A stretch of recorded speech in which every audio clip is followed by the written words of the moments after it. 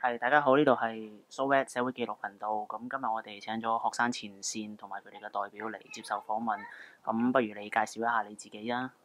咁我係學生前線其中一個核心成員。咁可以叫我 Weapon 都得嘅，係。係 Revan。咁我哋相信係市民大眾其實都對學生前線係好好奇，因為你哋曾經喺金鐘佔領區嗰陣時，你哋曾經係派個代表上個大台嗰度，然後介紹咗話成立一個學生前線。咁但係嗰陣時你哋兩次上大台，其實都有話過，雖然嗰個臉書嘅 like 嘅數字係咁飆升，但係因為嗰陣時話時間仲係短，咁你哋仲係未諗到一個好好嘅組織制度去保護你嘅成員，所以其實嗰陣時你哋都係未講清楚你哋個組織係咩回事。不如你趁住而家呢個機會，你簡單咁樣向市民講解一下，你哋其實呢個係一個咩組織，大概有幾多人，同埋佢嘅主意大概會做咩，同埋最緊要就係點解會成立呢一個組織嘅？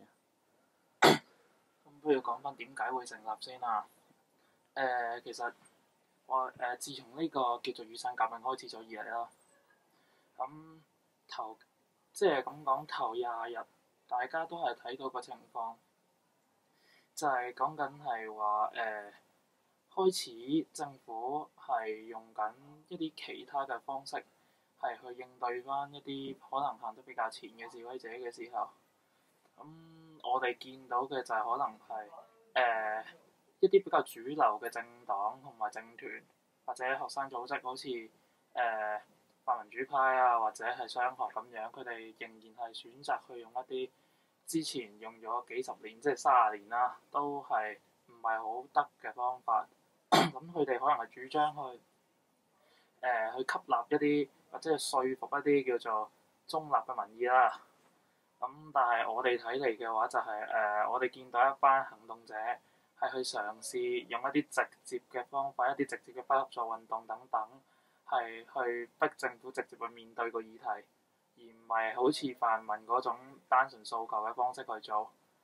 咁可能我哋自己亦都企過前線，亦都有啲咁嘅朋友喺度，咁大家嘅理念一致，亦都係認為呢一班咁嘅人係缺乏一啲支持，尤其係當泛民主同埋商學都唔係行緊呢個路線，而且甚至覺得唔係同路人嘅時候，咁我哋覺得我哋有必要去企翻出嚟去支持翻一啲咁嘅叫做企行得比較前嘅抗爭者。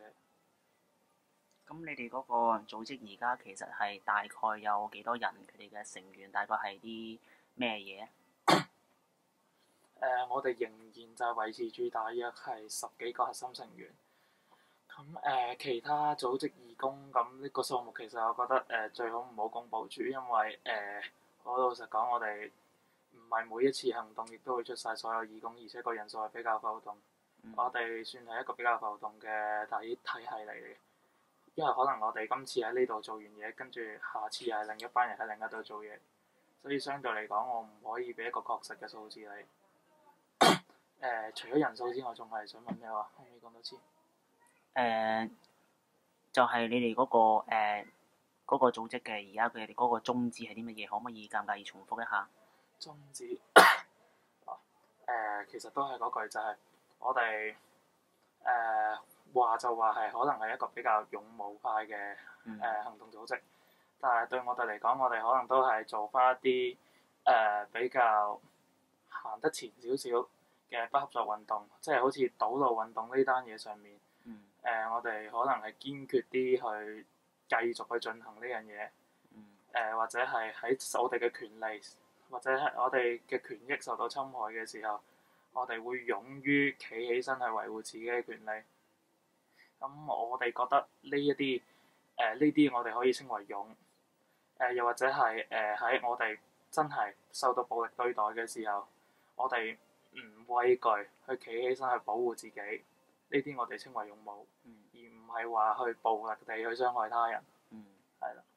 其實你哋喺金鐘大台上面，你哋曾經幾次上去都有釐清你哋嘅組織成立嘅宗旨，就係要勇武抗爭，跟住但係就係保護自己，亦都係保護身邊其他人。咁其實不得不提就係嗰日12月頭龍和道清場嗰一日，因為你哋係清完場之後，你哋就會係上台講你哋之後喺個臉書專頁亦都有對好幾篇就係話對由泛民或者係商學所領導嘅運動係失望嘅，同埋你覺得佢哋係有不足嘅。我諗不如你好簡單地講講你哋當日喺龍和嗰一役係咪你哋催生你哋會係成立呢個組織一個好重要嘅一場可以其實都可以話戰役嘅。咁同埋你哋當時係當中，你哋係見到泛民或者係商學佢哋喺指揮上係咪有啲咩不足，同埋你哋當時你哋嗰個位置係做過啲咩嘢？咁其實如果你話催生嘅話，我會咁講，真係唔係龍和道一役嘅。唔知嘅。其實係如果要追溯嘅話，可能要翻到立法會一役。嗯。咁立法會一役嘅時候，我記得當初李卓人喺立法會外面講過一句説話，就係話立法會入邊冇學生。但係我哋望到立法會入邊係有啲甚至仲係着住校服嘅中學女學生喺度。咁其實係咪真係一啲唔認同商學理念嘅學生就唔係學生呢？一啲行得比較前嘅學生係咪就唔係學生呢？可能就係呢樣嘢啟發到我哋係去自己組織翻一群行得比較前嘅示威者出嚟，係去為自己又好，為自己嘅同志又好去發聲。亦都係嘗試去俾一個叫做標杆咁嘅物體，係俾大家去望到，仲有人係支持緊佢哋，或者係喺明面上仲有人會幫佢哋講嘢。咁至於你話龍和道一役，其實當時我哋自己亦都有唔同嘅人喺前線。其實你可能都會揾翻有啲相，有人幫人攞牛奶洗一洗手嗰啲類似咁嘅相片，都有我哋嘅四眼哥哥喺度。係有嘅。係啦，咁就嗰一役其實我哋認為商學最不當嘅，我都唔係覺得係指揮不當。其實好可能就係因為其實佢哋咁耐以嚟都一直係用緊以往30年以嚟就係坐喺度發聲去等人回應嘅方法。當要佢哋主動去做升級嘅時候，可能佢哋相對嚟講會唔清楚明白自己應該去點做。即係之前防線亦都有人講過話，可能哨兵嗰啲各種係必須。咁其實我自己咁講就係其實我看待呢一場咁嘅雨傘革命，我覺得佢係一個堵路運動嚟嘅。一開始喺一開始唔攞龍和道嗰下，利用個交通嗰個交通壓力向政府施壓嗰一下，而係商學同埋政黨係錯判咗個運動嘅本質或者局勢，覺得佢係圍堵政總或者圍堵立法會，嗰一下已經係出咗個問題喺度。咁再去到跟住塞咗金鐘道之後，再去塞翻龍和道，呢件事已經成個策略係錯誤㗎啦。即係其實佢成個大方向已經係錯咗嘅。你呢個時候再攞翻龍和道，其實係冇用。如果係咁嘅話，我會覺得佢成個策略係錯誤咯。龍和道事件上面，咁當然佢係叫升級嘅時候，的確好多人係對升級有期望，終於升級嘅時候，好多人都受呢個鼓舞出咗去做嘢。呢個係不能夠否定嘅。但係如果真係靜心坐翻低嚟睇嘅話，咁嗰件事係咪真係值得去做咧？我哋自己話就話係一個行動派嘅組織，但係我哋比起真係勇武地去盲衝，我哋要首先分析下嗰件事係發生緊啲咩事先。即係龍和道嗰一下，我哋覺得係唔值得衝嘅。但係好老實講，基於道義啦等等各方面，要去前面救人。大家行動派冇理由望住大家死，而且亦都有啲村民喺嗰度要去幫手，都係有好多人落咗場。最後咁就亦都係有人喺嗰邊係俾人打啦，咁俾人拘捕啦等等。如果你話呢件事會唔會催生咗我哋呢個組織產生，我會話會令到我哋多咗一啲特定嘅成員嘅，呢個係真嘅。係啦。咁頭先大概簡單咗講咗你哋對之前嗰個譬如話商學或者泛民個領導嘅不足之處有啲乜嘢睇法？咁之後不如講下你哋之後嘅行動，因為你哋上咗台華成立之後咧，緊接落嚟就係金鐘清場㗎嘛。咁你哋之前係話呼籲人哋係攞起盾牌去保護嗰啲人撤離，但係喺清場前嗰一日，你哋又再發一個聲明，就係話唔好唔好為咗泛民退場而去白白咁樣流血，就要係撤退。可唔可以講講你哋點解會攞一個咁樣嘅決策嘅？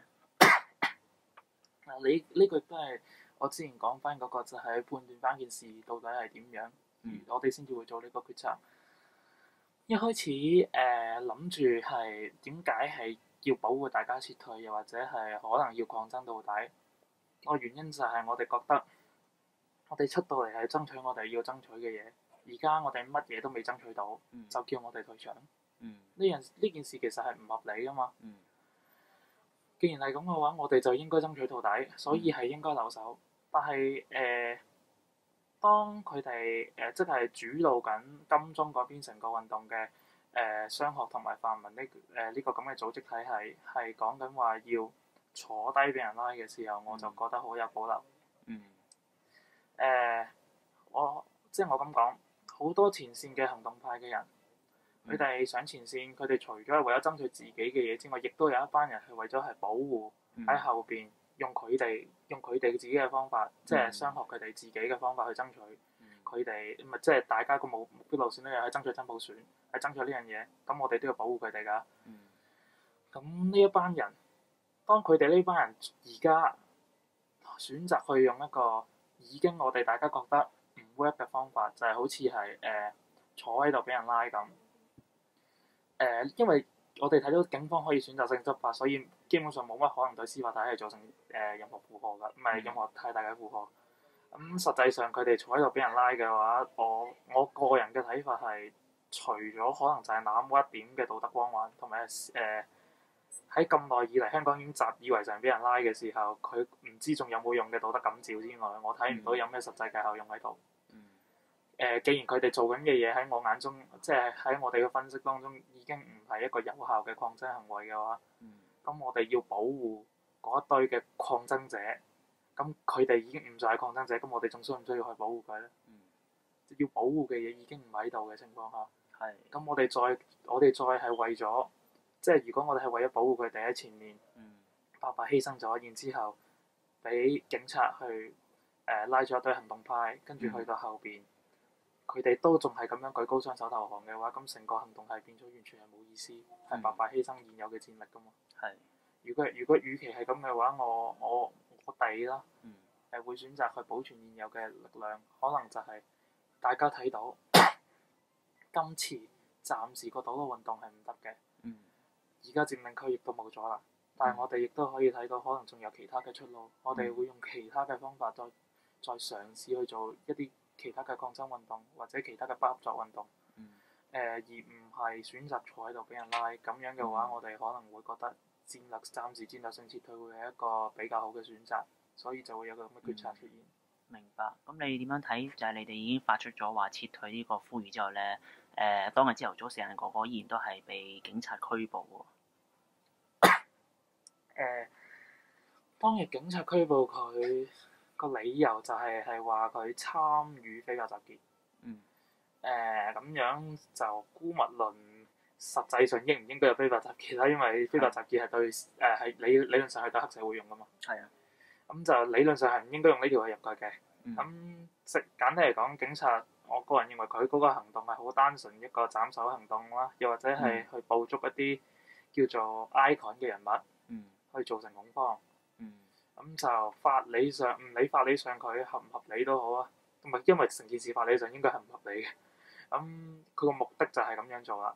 咁我哋點樣應對就可能真係可能要低。其實大部分行動派喺聽到呢個消息之後都即刻低調咗好多。咁就係大家都覺得風頭火勢啦。咁樣其實呢個都係正確嘅應對方針嚟嘅。咁你話如果我點睇警察都係拉嘅話，我就會咁講，就係唔合理。成件事根本就係打壓示威者咯。頭先有提過就係話你係覺得係個斬首行動咧，咁但係其實當日上台宣佈成立學前呢個組織，其實係有4個人嘅，兩男兩女嘅。咁其實而家學前會唔會都係好似當咗四眼哥哥係一個發言人咁樣嘅角色，所以警察第一時間去調查嗰陣時都係會先調查咗四眼哥哥先啊？咁我相信呢個都會係其中一個原因之一。因為四眼哥哥佢個曝光率相對其他成員嚟講都係比較高。嗯。咁嘅話即係會受到重點調查，我覺得都係理所當然嘅。嗯。咁但係每個人嗰個喺組織唔係喺個體系入邊個角色定位唔同，每個人有翻自己嘅責任去做咯。即係因為我記得你哋講過話，你哋成立一個組織其實就係要成立一個同雙學唔同嘅一個組織嚟嘅。你哋有講過話，你哋嗰度係一個比較上係叫做你哋追求成果，你哋就唔係追求光環。咁所以你哋唔係話要去捧一啲明星出嚟，或者做一個領袖，由上而下咁樣去發號施令嘅。其實擺四眼哥哥出嚟，即係難聽啲講句咁樣做，其實係有個原因嘅。因為第一就係佢喺我哋嘅體系入邊係唯一一個叫做已經叫做薄有知名度嘅人，隱藏都冇乜用嘅啦已經。咁就既然大家都仲係要隱藏身份行動嘅話，或者係盡量低調行事嘅話，咁相對嚟講，如果我哋需要一個發言嘅窗口，我哋會選擇去揾一個已經高調現身嘅人去做啦。咁請問，如果之後你哋有啲咩行動，或者啲市民想知道你哋嘅接下來嘅行動，你哋係咪都係透過四眼哥哥咁樣去發布消息㗎？眼下嚟講，其實我哋比較係 prefer 用個 Facebook page 係去發布一啲消息或者去聯絡。咁當然，四眼哥哥亦都係我哋其中一個對外嘅窗口。有啲消息係需要佢去發放，佢仍然會去做嘅。係啦。咁金鐘清場，你哋考慮過分析個形勢之後，你哋就選擇撤退，保留實力。咁呢個算係你哋嘅第一個大型啲行動。咁接下落嚟，佢金鐘佔領區完咗之後，你哋係有啲咩行動係做過？可唔可以簡單咁樣講下？係做過定係跟住落嚟會做？講咗做咗嗰啲先咯。好老實講，做咗嘅行動就係比較真係能夠透露嘅係冇乜嘅。因為你要明白一樣嘢就係我哋首先係想盡量保持行動嘅隱密性啦。咁第二就係其實清完場之後有好長一段時間啦。即係講緊係話最少都係幾日內啦。咁就其實一直個出面嘅風聲都係比較緊。相對嚟講係不宜行動。係啦，所以我哋呢段時間內做好嘅行動係少，亦都係相對嚟講係冇乜嘢係可以特別透露太多。咁可能大家最熟悉嘅會係尖沙咀嗰一下。嗰度講到嗰一刻，其實有一個比較得意嘅就係有一個媒體咧係咁樣形容你哋，佢話係學前會參與呢個遊行，但係就前一晚臨時甩底咁樣。你對呢個報導有咩睇法？邊個遊行？嗰個尖沙咀係去尖沙咀警署嗰一個。如果你話前一晚臨時甩底嘅話，咁其實我哋係真係有人喺現場㗎。你係反駁佢嗰個報導嘅。咁當我哋真係有人喺現場嘅時候，咁如何能夠稱之為臨時甩底咧？不過我會咁講，事實上呢個咁嘅遊行，我哋自己都係做緊唔同嘅試驗啦。可能其中一樣就係可能想試驗一下警察或者政府會點樣應對一個咁嘅公然上咗台面嘅行動派嘅組織。咁大家都睇到個警力嗰個唔係好尋常嘅分佈。咁我喺度諗緊，如果呢個試驗結果如果係咁嘅話，咁我今次喺呢度擺20個人啦，我下次各區擺20個人嘅話，咁啲警察會點做咧？係啦，同埋見到你哋尖沙咀其實當日四眼哥哥都有到場嘅。咁但係見到你哋同其他嘅一般嘅社運組織最大嘅不同就係話，你哋係冇動一支旗出嚟，即係你哋係冇帶支旗整出嚟話學生前線咁啊，然後就喺街度行。呢個係會唔會就係令到即係啲人就算你哋參與咗啲咩行動，或者啲市民都唔係好知道係你哋參與咗嘅？嗱，我會咁講啦，我哋作為一個行動者嘅組織，我哋都係想盡量低調嘅。第一，咁第二就係我哋認為都係嗰句，如果我哋追求成果嘅話，最後個結果只要係我哋想得到嘅結果嘅話，咁其實最後邊個舉咗支旗出嚟，我哋係冇所謂嘅。係啦，咁我哋唔主張自己去太吸呢個咁嘅眼球同埋鏡頭咯。咁但係必要時，即係要令到人哋知道我哋有參加，我哋都係要放四眼哥哥出嚟先。OK，明白。咁想問翻你哋個組織個宗旨有一個係話你哋係會支援嗰啲前線嘅學生嘅，咁但係我哋見到由而家嗰個革命到而家，其實前線其實有好多受傷或者警察襲擊人嘅事件咧，係到而家都未得到嗰個合理嘅賠償，或者係合理嗰個司法程序，即係最著名就係曾健超，佢俾7個差人毆打。但係佢已經算係一個知名人物嚟嘅，國際傳媒報晒。但係佢直到而家呢一刻，佢都未連案都未有結果嘅。咁龍和道嗰日啦，我哋見到當日個受害者又出嚟開一個公開記者招待會啦，包括有一個前輔警阿 Jo 啦，同埋有其他嘅受傷者啦。咁呢啲都係近排嘅，然後再往上推嗰2個月，其實真係有好多學生或者係參與嘅市民，即係學生啦都有，佢哋係。即係俾人打，係打到出晒血，或者係受過傷嘅，或者係成咁。學前有冇話有啲乜嘢可以幫到佢哋呢一班人？好老實講，咁醫療方面我哋亦都唔係啲咩專業嘅醫生幫唔到。咁如果你喺法律上面，如果你聯絡我哋最多都係能夠揾到我哋嘅義務律師俾意見嘅啫。嗯。因為始終我哋都仲係一班學生。嗯。但係如果你係想係去揾一個相對係即係大家有共同經歷嘅地方，去聚翻一班人，去再發出一個力量嘅話，我哋可以幫到佢哋。但係我會咁講，因為始終法律程序仲進行緊。到目前為止都未知道啲案會點樣結案。所以就算我會咁講，就算係著名嘅大狀，可能都未必有信心能夠追到賠償。即係最少要等有1-2單結咗案，大家先至會有個頭緒會係點樣。咁我諗呢個都會係即係呢幾單唔好幾單，呢幾十單案最後會點樣完結，可能都係大家對香港未來嗰個叫做法院嗰個司法體系嗰個信任度同埋個評價會係有一個決定嘅地方喺度啦。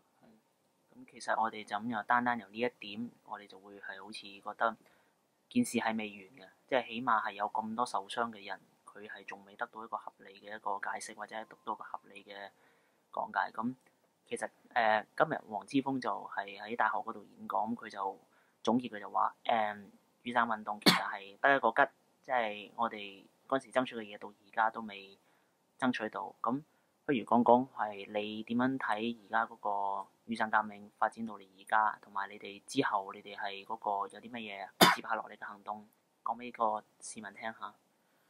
眼前我睇即係眼前呢個島嘅運動叫做暫時完結咗啦。咁我都呢點其實我都認同黃之鋒，眼前我哋係乜嘢都未爭取到。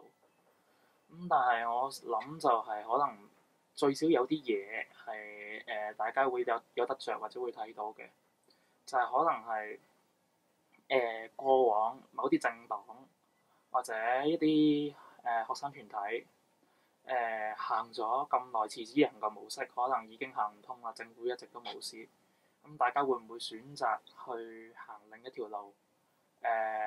去即係唔係單單去發聲，而係真真正正身體力行去抗爭咧？咁呢個係可能係其中一個帶俾香港人嘅啟發嚟嘅。咁毫無疑問啦，眼前我哋係乜嘢都未得到，但係我都係學泛民嗰一句講翻就係如果我哋能夠引導到多啲咁嘅行動者出嚟，咁下一波嘅行動，我亦都相信真係會有下一波嘅行動，亦都唔會係太長之後，唔係即係太長之後嘅事。會凝聚到個力量就會大好多。咁如果你係問我哋自己個體系相關嘅話，咁嚟緊可能可唔可以買個廣告？咁嚟緊禮拜日我哋應該會有個義工招募日嘅。咁詳情時間會再喺 Facebook page 度公佈。咁我哋希望就係揾翻一啲志同道合嘅義工，咁就係大家一齊去做翻一啲事啦。咁另外就係關於啱啱講到就係話好多人受到差佬虐待嘅問題啦，受到警察虐待嘅問題。咁其實我哋都覺得警權過大，甚至有警察濫權嘅情況，呢個問題係好值得關注。可能我哋將來就係唔係我哋不久嘅將來就可能係會針對翻呢啲咁嘅嘢去作出一啲行動。咁可能一開始會由一啲警員係唔佩戴委任證嘅執法嘅呢啲方面嘅投訴開始。咁始終你一開始唔佩戴委任證或者遮住咗個 PC number 嘅時候，就係佢哋預備開始進行暴力或者一啲相對越軌行動嘅一個徵兆。會嘗試先從呢方面壓止嘅。另外就係、關於可能之後平安夜，據我所知學生覺醒會有個遊行。而且亦都好多人係諗住喺平安夜係會有所行動㗎啦。咁我哋學生前線亦都將會係就住平安夜嘅事情進行一啲宣佈，咁都係留意翻我哋嘅 Facebook page 就 OK 㗎啦。OK，明白。今日唔該晒你，係唔該晒。